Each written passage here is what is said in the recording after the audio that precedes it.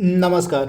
एक बार फिर से आप सभी का बहुत बहुत स्वागत है यूपी एग्जाम्स जीके के इस यूट्यूब चैनल में। दोस्तों, लेखपाल भर्ती परीक्षा 2026 के लिए लगातार हम आप तक क्लास पहुंचा रहे हैं। इसी क्रम में आज हम पर्यावरण एवं पारिस्थितिकी यानी कि इन्वायरमेंट एंड इकोलॉजी के जो है और कुछ इम्पॉर्टेंट प्रश्नों को यहाँ पर कवर करने वाले हैं। यह इन्वायरमेंट और इकोलॉजी यानी कि पर्यावरण एवं पारिस्थितिकी का भाग 2 है। पार्ट 1 में हमने बहुत सारे इम्पॉर्टेंट प्रश्नों को कवर करवाया था तथा पार्ट 2 में आज हम फिर से इम्पॉर्टेंट प्रश्नों को कवर करेंगे। यह जो टॉपिक है आपका पर्यावरण एवं पारिस्थितिकी का, इस टॉपिक से आपके एग्जाम में 5 नंबर के प्रश्न पूछे जाएंगे जैसा कि आपके सिलेबस में मेंशन है। तो आइए वीडियो को शुरू करते हैं और देख लेते हैं कि आज का हमारा यह जो वीडियो है इसमें हमने कौन कौन से बेहतरीन पर्यावरण एवं पारिस्थितिकी के प्रश्नों को सम्मिलित किया हुआ है। पहला प्रश्न आपके स्क्रीन पर दिया गया है। आपके सामने पहला प्रश्न है, पारिस्थितिकी तंत्र यानी कि इकोसिस्टम के 2 मुख्य घटक कौन से हैं। तो आपको याद रखना है कि हमारा जो इकोसिस्टम होता है, हमारा जो पारिस्थितिकी तंत्र होता है, इसके 2 इम्पॉर्टेंट घटक होते हैं, जैविक और अजैविक। यानी कि ऑप्शन आपका बी यहाँ पर बिल्कुल सही हो जाएगा। जैविक को हम बायोटिक कहते हैं और अजैविक को एबायोटिक कहते हैं। आइए इनके बारे में थोड़ी सी इन्फॉर्मेशन इकट्ठा कर लेते हैं। तो पारिस्थितिकी तंत्र यानी कि हमारा जो इकोसिस्टम है, इसके 2 मुख्य घटक यानी कि जैविक बायोटिक और अजैविक यानी कि एबायोटिक हैं। ये दोनों मिलकर जो है पर्यावरण में संतुलन बनाते हैं। बायोटिक कंपोनेंट के अंतर्गत क्या क्या आ जाएगा तो इसमें जो है यानी कि जैविक घटक के अंतर्गत जो है सभी जीवित प्राणी शामिल किए जाते हैं, जैसे पौधा, जानवर, कवक, सूक्ष्मजीव, ये सभी आपके जैविक घटक के अंतर्गत आते हैं। वहीं अजैविक यानी कि एबायोटिक कंपोनेंट के अंतर्गत आपके निर्जीव तत्व आते हैं, जैसे सूर्य का प्रकाश हो गया, जल हो गया, मिट्टी हो गई, हवा हो गई और तापमान हो गया। तो ये फैक्ट भी आपको याद रखना है। अगला इंपॉर्टेंट प्रश्न आपके सामने है, एक खाद्य श्रृंखला यानी कि एक फूड चेन में सबसे नीचे कौन आता है। तो एक जो खाद्य श्रृंखला होती है उसमें सबसे नीचे आपका उत्पादक आ जाएगा, यानी कि ऑप्शन आपका सी यहाँ पर बिल्कुल सही हो जाएगा। उत्पादक सबसे नीचे होता है। इसकी डिटेल आइए देख लेते हैं यहाँ पर। तो यहाँ पर आप लोग देख पा रहे हैं, एक जो फूड चेन होती है, एक जो खाद्य श्रृंखला होती है, उसमें सबसे नीचे उत्पादक यानी कि प्रोड्यूसर होता है, जैसे हरे पौधे और शैवाल होते हैं जो अपना भोजन स्वयं पकाते हैं या बनाते हैं। वहीं सबसे ऊपर एक खाद्य श्रृंखला में सबसे ऊपर जो है आपका उपभोक्ता आता है, जैसे शेर हो गया, बाज हो गया, मनुष्य होते हैं। तो ये फैक्ट आप याद रखिएगा। तो जैसा कि मैंने आपको बताया है, एक खाद्य श्रृंखला में, एक फूड चेन में सबसे नीचे आपका उत्पादक यानी कि प्रोड्यूसर आ जाएगा और सबसे ऊपर आपका आ जाएगा, कौन आ जाएगा, तो आपका जो आपके उपभोक्ता होते हैं, जैसे आपका शेर, बाज, बड़ी मछली, ये सभी आपके किसके अंतर्गत आते हैं। तो ये आपके टॉप लेवल यानी कि सबसे ऊपर आते हैं खाद्य श्रृंखला में उपभोक्ता है। तो ये फैक्ट आप याद रखिएगा। अगला बेहतरीन प्रश्न आपके सामने दिया गया है, प्रकाश संश्लेषण यानी कि फोटोसिंथेसिस किसके द्वारा संपादित किया जाता है। तो जो प्रकाश संश्लेषण की प्रक्रिया होती है, ये हरे पौधों के द्वारा जो है संपादित की जाती है। तो राइट आंसर क्या हो जाएगा, हरे पौधों के द्वारा, यानी कि ऑप्शन आपका सी यहाँ पर बिल्कुल सही हो जाएगा। प्रकाश संश्लेषण की प्रक्रिया के लिए सबसे आवश्यक चीज़ क्या क्या होती है।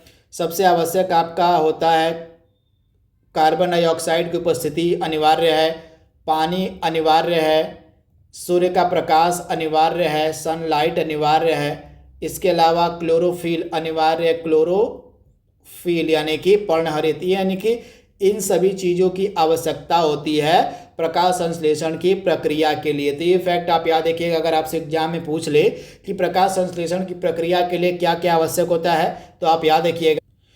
तो कार्बन डाइऑक्साइड अति आवश्यक है, जल आवश्यक है, सूर्य का प्रकाश आवश्यक है और क्लोरोफिल यानी कि पर्णहरित, यानी कि ये इम्पॉर्टेंट है। बिना इनके जो है जो फोटोसिंथेसिस का प्रोसेस होता है, जो प्रकाश संश्लेषण की प्रक्रिया होती है, वो संपन्न नहीं होती है। तो ये फैक्ट आप याद रखिएगा, इम्पॉर्टेंट है। आप लोग को कमेंट बॉक्स में बताना है कि प्रकाश संश्लेषण की प्रक्रिया के उपरांत जो है बाहर क्या निकलता है। आपको कमेंट बॉक्स में बताना है कि जब यह फोटोसिंथेसिस की प्रक्रिया संपन्न होती है और संपन्न हो जाती है तो बाई प्रोडक्ट के तौर पर इन्वायरमेंट में क्या रिलीज होता है, आपको कमेंट बॉक्स में बताना है। सर्वाधिक उत्पादक पारिस्थितिकी तंत्र इसमें से कौन सा है। तो आपको याद रखना है, दिए गए ऑप्शन में से सर्वाधिक उत्पादक जो पारिस्थितिकी तंत्र है, इकोसिस्टम है, आपका हो जाएगा उष्णकटिबंधीय वर्षा वन यानी कि जो ट्रॉपिकल रेन फॉरेस्ट होते हैं, आपको याद रखना है कि जो ट्रॉपिकल रेन फॉरेस्ट होते हैं ये सर्वाधिक उत्पादक पारिस्थितिकी तंत्र माने जाते हैं। तो ये फैक्ट आप याद रखिएगा। ऑप्शन आपका यहाँ पर बी बिल्कुल सही हो जाएगा। अगला प्रश्न आपके स्क्रीन पर दिया गया है, ऊर्जा का जो पिरामिड होता है, जो एनर्जी का पिरामिड होता है, ये सदैव कैसा होता है? बेहतरीन प्रश्न है। ऊर्जा का पिरामिड, इसको हम पिरामिड ऑफ एनर्जी के नाम से भी जानते हैं। इसको आप पिरामिड ऑफ एनर्जी भी कह सकते हैं इंग्लिश में। तो पिरामिड ऑफ एनर्जी जो होता है ये सदैव कैसा होता है? अपराइट यानी कि सदैव सीधा होता है। ऑप्शन आपका यहाँ पर बी बिल्कुल सही हो जाएगा। सदैव जो है ये अपराइट यानी कि सदैव सीधा होता है। ऑप्शन आपका बी बिल्कुल सही हो जाएगा। तालाब पारिस्थितिकी तंत्र में बायोमास का पिरामिड कैसा होता है? तो पिरामिड ऑफ बायोमास यानी कि बायोमास का जो पिरामिड होता है तालाब पारिस्थितिकी तंत्र में कैसा होगा? तो आपको याद रखना है कि जो तालाब पारिस्थितिकी तंत्र होता है उसमें बायोमास को आप जैव भार कह सकते हैं, हिंदी में जैव भार का पिरामिड। तो तालाब पारिस्थितिकी तंत्र में जैव भार का जो पिरामिड होगा वो उल्टा होगा। कैसा होगा? तो उल्टा यानी कि इन्वर्टेड होगा। ऑप्शन आपका यहाँ पर बी बिल्कुल सही हो जाएगा। इनवर्टेड होगा यानी कि उल्टा होगा। ऑप्शन बी आपको याद रखना है। अगला प्रश्न आपके स्क्रीन पर दिया गया है, एक पोषण स्तर से दूसरे पोषण स्तर तक कितनी ऊर्जा का स्थानांतरण होता है? आपसे पूछा गया है। तो आपको याद रखना है 10% ऊर्जा का जो है स्थानांतरण होता है। तो ऑप्शन आपका यहाँ पर बी बिल्कुल सही हो जाएगा। एक पोषण स्तर यानी कि पोषण स्तर को हम ट्रॉपिक लेवल के नाम से जानते हैं। इसको आप इंग्लिश में ट्रॉपिक लेवल कह सकते हैं। तो एक ट्रॉपिक लेवल से दूसरे ट्रॉपिक लेवल के बीच जो ऊर्जा का स्थानांतरण होता है केवल 10% होता है। बाकी की जो 90% ऊर्जा होती है उसका ह्रास हो जाता है। तो ये फैक्ट आप याद रखिएगा, केवल 10% ऊर्जा का ही स्थानांतरण होता है एक पोषण स्तर से दूसरे पोषण स्तर के बीच। इस नियम को हम लिंडमैन का नियम भी कहते हैं। तो ये फैक्ट भी आप याद रखिएगा। इस 10% के नियम को जो है हम लिंडमैन का नियम भी कहते हैं। ये 10% का जो नियम है इसको लिंडमैन का नियम भी कहा जाता है। तो ये फैक्ट आपको याद रखना है। और निम्नलिखित में से कौन सा एक अजैविक यानी कि एबायोटिक घटक, इसमें से कौन सा उसकी आपको पहचान करनी है? तो राइट आंसर क्या हो जाएगा आपका? इसमें से अजैविक घटक कौन सा नहीं है? तो इसमें से आपका वायु अजैविक घटक है, जल अजैविक घटक है, मिट्टी अजैविक घटक है, लेकिन जो सूक्ष्म जीव है ये आपका जैविक घटक की कैटेगरी में आता है। तो राइट आंसर क्या हो जाएगा? सूक्ष्म जीव जो है आपका जैविक घटक है, बाकी के अन्य 3 जो है आपके अजैविक घटक हो जाएंगे। अगला प्रश्न आपके स्क्रीन पर दिया गया है। तो यहाँ पर जो मैंने आपको बताया है कि एक पोषण स्तर से दूसरे पोषण स्तर के बीच कितने ऊर्जा का स्थानांतरण होता है, वही चीज़ आपकी यहाँ पर डिटेल में लिखी गई है, जिसको एक बार फिर से आइए रिवाइज कर लेते हैं। तो 10% ऊर्जा स्थानांतरण के नियम को जो है 10% का नियम या लिंडमैन का नियम भी कहा जाता है। यह नियम बताता है कि एक पोषण स्तर से अगले उच्च पोषण स्तर में केवल जो है 10% ऊर्जा ही स्थानांतरित होती है, जबकि 90% ऊर्जा चयापचय यानी कि मेटाबॉलिज्म और ऊष्मा के रूप में नष्ट हो जाती है। तो ये जो लिंडमैन का नियम है इसको आपको याद रखना है। बहुत बार इससे जो है प्रश्न एग्जाम में पूछा गया है। अगला प्रश्न आपके सामने है, पृथ्वी पर सबसे बड़ा पारिस्थितिकी तंत्र कौन सा है? तो पृथ्वी पर जो सबसे बड़ा पारिस्थितिकी तंत्र है ये आपका समुद्र हो जाएगा, यानी कि जो आपके ओशन होते हैं ये हमारे पृथ्वी पर सबसे बड़े पारिस्थितिकी तंत्र होते हैं। जैसा कि आप सभी को पता है पूरे पृथ्वी के लगभग 71% भाग को ये घेरे हुए थे। फैक्ट आप याद रखिएगा। खाद्य जाल यानी कि फूड वेब क्या होता है? तो खाद्य जाल यानी कि फूड वेब जो है खाद्य श्रृंखलाओं का एक परस्पर जुड़ा हुआ नेटवर्क होता है। तो यानी कि विभिन्न खाद्य श्रृंखलाओं का एक परस्पर जुड़ा हुआ जो नेटवर्क होता है उसी को हम फूड वेब या खाद्य जाल कहते हैं। तो ऑप्शन आपका बी यहाँ पे बिल्कुल सही हो जाएगा। इसकी डिटेल एनालिसिस आइए कर लेते हैं कि खाद्य जाल से जुड़े और फैक्ट आप क्या क्या याद कर सकते हैं। तो यहाँ पर डिटेल एनालिसिस है खाद्य जाल के संदर्भ में। तो यहाँ पर देख रहे हैं आप कि खाद्य जाल जो है किसी पारिस्थितिकी तंत्र में जो है आपस में जुड़ी हुई कई खाद्य श्रृंखलाओं का एक जटिल नेटवर्क या समूह होता है जो यह दर्शाता है कि विभिन्न जीव जो हैं एक दूसरे को खाकर ऊर्जा का प्रवाह कैसे बनाए रखते हैं। यह एक सीधी श्रृंखला न होकर एक बहुआयामी प्रणाली है जहां एक जीव कई तरह के जीवों का भोजन बन सकता है, जिससे पारिस्थितिकी स्थिरता सुनिश्चित होती है। तो ये जो है आपका खाद्य जाल है, इसको आप याद रखिएगा। इसका चाहे तो आप स्क्रीनशॉट ले सकते हैं। अगला प्रश्न आपके स्क्रीन पर दिया गया है, विश्व पर्यावरण दिवस कब मनाया जाता है। बेहतरीन प्रश्न है।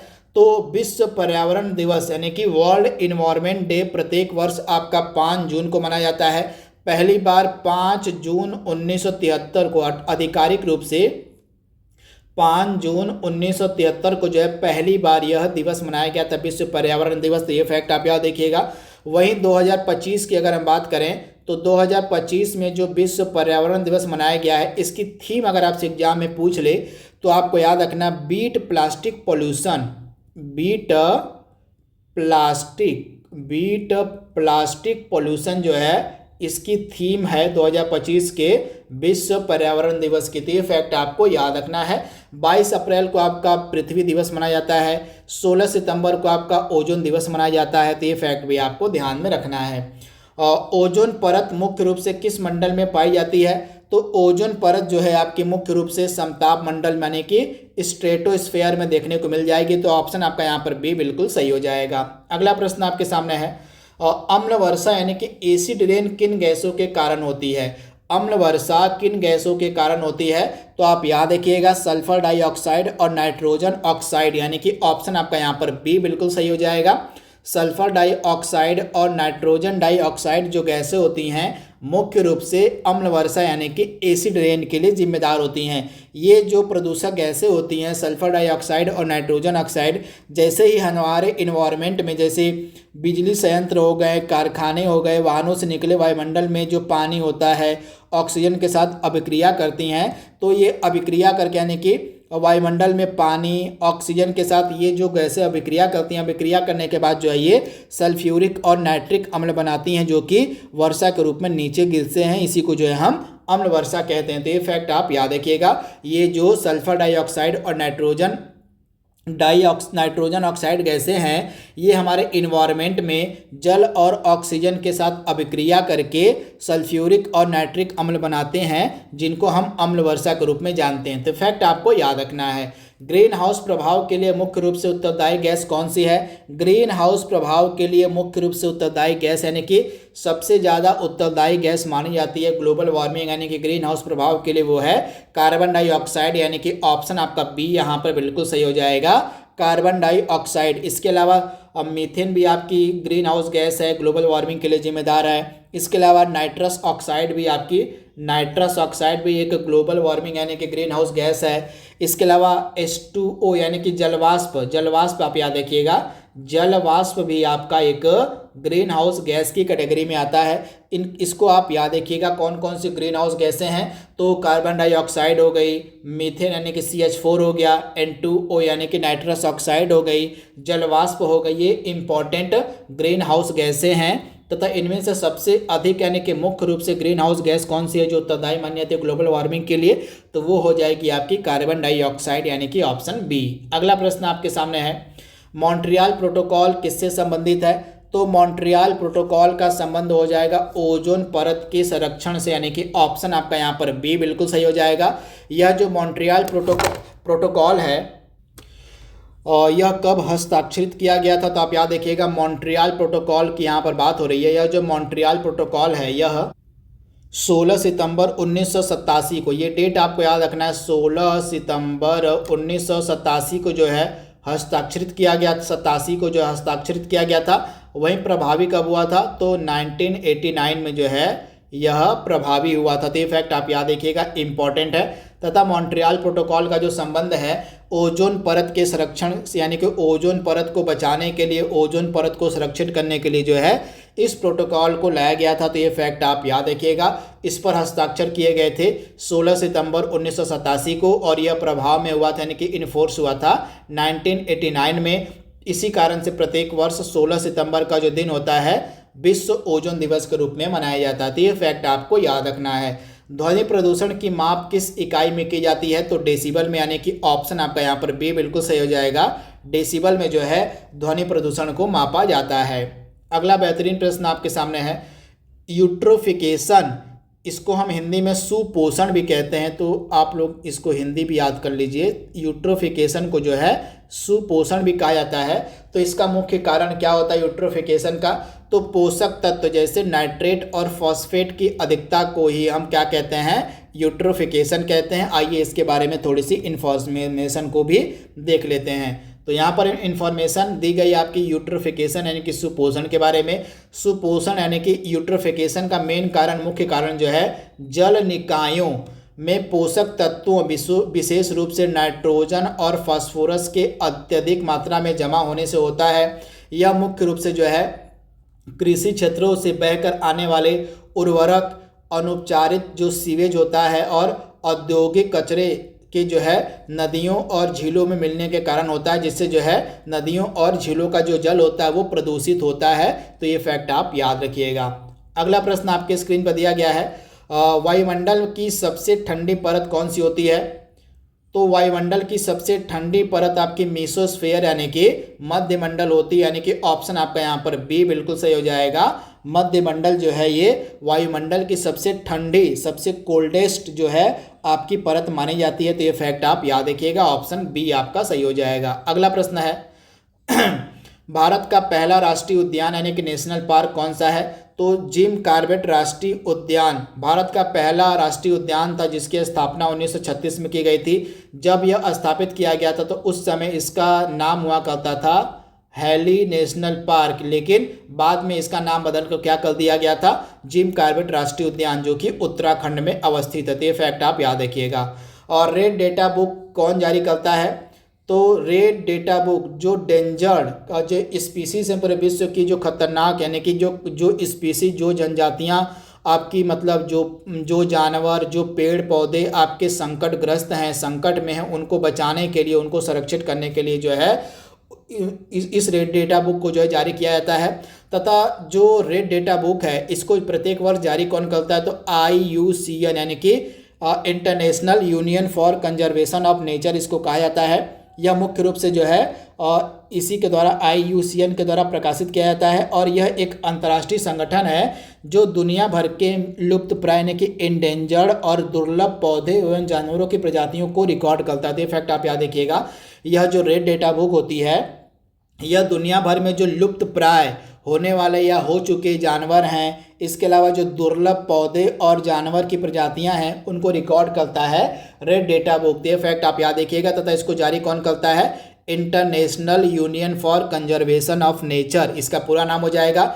इसकी स्थापना 1948 में हुई थी स्विट्जरलैंड के ग्लैंड में। कहाँ? तो स्विट्जरलैंड का एक ग्लैंड सिटी है, यहीं पर जो है इसका मुख्यालय है IUCN का। तो ये सारे फैक्ट आप याद रखिएगा। अगला बेहतरीन प्रश्न आपके सामने है, चिपको आंदोलन के प्रणेता कौन थे? तो सुंदरलाल बहुगुणा जो है चिपको आंदोलन के प्रणेता थे, यानी कि ऑप्शन आपका बी यहाँ पर बिल्कुल सही हो जाएगा, सुंदरलाल बहुगुणा। 1970 के दशक में जो है उत्तराखंड में वनों की कटाई को रोकने के लिए जो है इस आंदोलन का नेतृत्व जो है किया गया था सुंदरलाल बहुगुणा के द्वारा। तो ये फैक्ट आप याद रखिएगा। सर्वाधिक जैव विविधता कहाँ पाई जाती है? तो केरल के जो शांत वैली है, ऑप्शन आपका यहाँ पर ए बिल्कुल सही हो जाएगा। जो केरल की शांत वैली यानी कि साइलेंट वैली है, यहाँ पर जो है आपको सर्वाधिक जैव विविधता देखने को मिल जाएगी। तो ऑप्शन आपका ए यहाँ पर बिल्कुल सही हो जाएगा। अगला प्रश्न आपके सामने है, भारत में टाइगर प्रोजेक्ट कब शुरू किया गया था? तो भारत में जो टाइगर प्रोजेक्ट है इसको शुरू किया गया था 1973 यानी कि 1 अप्रैल 1973 को जो है प्रोजेक्ट टाइगर की शुरुआत करी गई थी। श्रीमती इंदिरा गांधी इस समय प्राइम मिनिस्टर हुआ करती थी। तो ये फैक्ट आप याद रखिएगा। तथा भारत में सर्वाधिक बाघों की संख्या, टाइगर की संख्या आपको मध्य प्रदेश में देखने को मिल जाएगी। मध्य प्रदेश में जो है सर्वाधिक बाघों की संख्या आपको देखने को मिल जाएगी। विश्व ओजोन दिवस कब मनाया जाता है? तो प्रत्येक वर्ष जो विश्व ओजोन दिवस है ये आपका 16 सितंबर को मनाया जाता है, यानी कि ऑप्शन आपका बी यहाँ पर बिल्कुल सही हो जाएगा। इसके बारे में मैंने डिटेल में आपको बता दिया है। वहीं 5 जून को विश्व पर्यावरण दिवस होता है, विश्व जल दिवस 22 मार्च को होता है और 22 अप्रैल को पृथ्वी दिवस होता है। आगे बढ़ते हैं अगले प्रश्न पे। रामसर कन्वेंशन किससे संबंधित है? तो अंतर्राष्ट्रीय महत्व की जो आर्द्र भूमियाँ होती हैं, अंतर्राष्ट्रीय महत्व के जो वेटलैंड होते हैं, उनको संरक्षित करने के लिए जो है रामसर कन्वेंशन को स्टार्ट किया गया था, शुरू किया गया था। तो ऑप्शन आपका यहाँ पर दिया गया जो है बी वाला बिल्कुल सही हो जाएगा। तथा यह जो रामसर कन्वेंशन है ईरान के रामसर शहर में जो है 2 फरवरी 1971 को जो है हस्ताक्षरित किया गया था। ईरान के कहाँ? तो ईरान के रामसर शहर में। तथा भारत ने इस पर हस्ताक्षर कब किया था? तो भारत ने जो है 1 फरवरी 1982 को, ये फैक्ट भी आप याद रखिएगा, भारत ने जो है 1 फरवरी 1942 को जो है भारत ने इस पर हस्ताक्षर किया था। तो ये फैक्ट आप याद रखिएगा। तथा इस कन्वेंशन का मेन उद्देश्य क्या है? अंतर्राष्ट्रीय महत्व की वेटलैंड यानी कि आर्द्र भूमियों को संरक्षित करना। तथा प्रत्येक वर्ष विश्व आर्द्र भूमि दिवस जो है 2 फरवरी को मनाया जाता है। अगला प्रश्न आपके स्क्रीन पर है, काजीरंगा राष्ट्रीय उद्यान किसके लिए प्रसिद्ध है? तो असम में आपको देखने को मिल जाएगा काजीरंगा राष्ट्रीय उद्यान। और यह जो काजीरंगा राष्ट्रीय उद्यान है यह एक सींग वाले गैंडे के लिए फेमस है। तो ऑप्शन बी आपका सही है। 27वां प्रश्न आपके स्क्रीन पर है, तो भारत में जो राष्ट्रीय वन नीति है पहली बार कब अपनाई गई थी? तो 1952 में, यानी कि ऑप्शन आपका यहाँ पर जो बी है बिल्कुल सही हो जाएगा। और इसमें संशोधन कब किया गया था? तो पहली जो भारत की राष्ट्रीय वन नीति थी इसको 1952 में अपनाया गया था। तथा 1988 में जो है इसमें संशोधन भी किया गया था, यानी कि लेटेस्ट संशोधित जो वन नीति है वो कौन सी है? वो 1988 वाली है। तो ये फैक्ट आप याद रखिएगा। विश्व जल दिवस प्रतिवर्ष 22 मार्च को मनाया जाता है। तो ऑप्शन आपका यहाँ पर ए बिल्कुल सही हो जाएगा।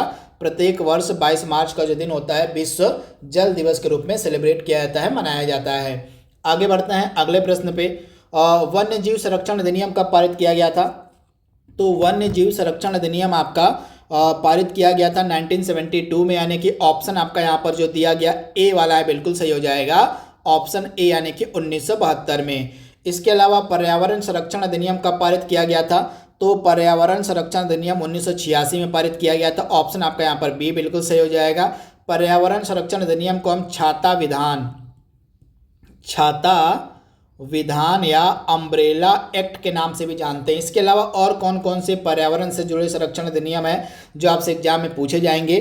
तो 2 तो यहाँ पर हमने कवर कर लिया है। एक आप याद रखिएगा, जल प्रदूषण निवारण एवं नियंत्रण अधिनियम 1974 में जो है जल प्रदूषण निवारण एवं नियंत्रण अधिनियम पारित किया गया था। वहीं 1981 में कौन सा अधिनियम पारित किया गया था? तो 1981 में वायु प्रदूषण निवारण एवं नियंत्रण अधिनियम पारित किया गया था। वहीं 1980 में जो है वन संरक्षण अधिनियम पारित किया गया था। 1980 में जो है वन संरक्षण अधिनियम पारित किया गया था। तो ये फैक्ट भी आप याद रखिएगा, यहाँ से प्रश्न आपके एग्जाम में देखने को मिल सकता है। अगला प्रश्न है, BOD यानी कि बायो केमिकल ऑक्सीजन डिमांड से क्या नापा जाता है? तो जल के प्रदूषण को मापा जाता है, यानी कि ऑप्शन आपका यहाँ पर बी बिल्कुल सही हो जाएगा। अगर जल में यानी कि किसी भी जल के निकाय में BOD अगर ज़्यादा है, BOD की मात्रा ज़्यादा है तो प्रदूषण यानी कि वह जो जल है वो कितना प्रदूषित होगा? तो वह जल भी जो है उतना ही ज़्यादा प्रदूषित होगा। वहीं अगर किसी जल निकाय में BOD की मात्रा कम है तो वह जल जो है बहुत कम यानी कि साफ जल माना जाएगा। तो ये फैक्ट आप याद रखिएगा, जितना ज़्यादा BOD उतना ज़्यादा प्रदूषित जल, जितना कम BOD उतना ज़्यादा साफ जल। तो ये फैक्ट आप याद रखिएगा, यानी कि जल के प्रदूषण को चेक करता है आपका BOD यानी कि बायोकेमिकल डिमांड। इसकी डिटेल यहाँ पर एनालिसिस की गई है, जिसको आप लोग देख सकते हैं, देख नहीं सकते हैं क्योंकि यहाँ पर डिटेल एनालिसिस बताई नहीं गई है। तो जो चीज़ मैंने आपको बताई है वही चीज़ आप याद रखिएगा कि यह जल प्रदूषण को मापने के काम आता है BOD। जो चीज़ मैंने बताई आप याद रखिएगा। इकोलॉजी शब्द का प्रयोग सर्वप्रथम बार किसने किया था? तो इकोलॉजी शब्द का जो प्रयोग है ये सर्वप्रथम बार किया गया था अर्नेस्ट हेकल के द्वारा। ऑप्शन आपका बी यहाँ पर सही हो जाएगा, अर्नेस्ट हेकल के द्वारा। 33वां प्रश्न आपके सामने है, CNG का मुख्य घटक कौन सा होता है? तो CNG में सबसे अधिक मात्रा में आपको मीथेन गैस देखने को मिल जाएगी। तो ऑप्शन आपका यहाँ पर बी बिल्कुल सही हो जाएगा, मीथेन गैस। तथा CNG का पूरा नाम क्या होता है? कंप्रेस्ड नेचुरल गैस यानी कि संपीड़ित नेचुरल गैस, प्राकृतिक गैस इसको कहा जाता है। महासागरों में जल स्तर वृद्धि का मुख्य कारण क्या होता है? तो महासागरों के जल स्तर में वृद्धि का मेन कारण होता है मतलब ध्रुवीय प्रदेशों में बर्फ़ का पिघलना, यानी कि जो पोलर रीजन है वहाँ जो बर्फ़ वर्तमान में ग्लोबल वार्मिंग के कारण पिघल रही है, इसी के कारण लगातार जो है महासागरों के जल स्तर में वृद्धि देखने को मिल रही है। तो फैक्ट आपको याद रखना है, ऑप्शन बी आपका सही है। 35वां प्रश्न आपके सामने है, बायोडीजल बनाने के लिए किस पौधे का उपयोग होता है? तो जेट्रोफा यानी कि रतन जोत, इसको हिंदी में रतन जोत कहते हैं और इंग्लिश में जेट्रोफा कहते हैं। तो इसका जो उपयोग है बायोडीजल बनाने के लिए किया जाता है। आज के सेशन का लास्ट प्रश्न आपके सामने है, निम्नलिखित में से कौन सा बायोडिग्रेडेबल अपशिष्ट है, यानी कि कौन आसानी से जो है आपका डिकम्पोज हो जाएगा बैक्टीरिया और कवक के द्वारा? तो राइट आंसर क्या हो जाएगा? सब्जियों का जो छिलका होगा यह बायोडिग्रेडेबल अपशिष्ट की कैटेगरी में आता है, क्योंकि बैक्टीरिया और कवक इनको जो है आसानी से डिकम्पोज कर देते हैं, आसानी से इनको तोड़ देते हैं। लेकिन प्लास्टिक का कचरा हो गया, कांच हो गया, पॉलीथीन हो गया, ये सभी जो है बहुत लंबे समय तक हमारे इन्वायरमेंट में रहते हैं, क्योंकि ये आसानी से डिकम्पोज नहीं हो पाते हैं। तो ये फैक्ट आप याद रखिएगा। तो इस प्रकार से लेखपाल भर्ती परीक्षा के लिए जो पर्यावरण एवं पारिस्थितिकी का जो एमसीक्यूज की क्लास है उसका भाग 2 हमने शुरू किया है, उसको हमने यहाँ पर कंप्लीट कर लिया है। इसका अगला भाग हम जल्दी अपलोड करेंगे। तो आज के लिए बस इतना ही। Thank you, thanks for watching, thank you.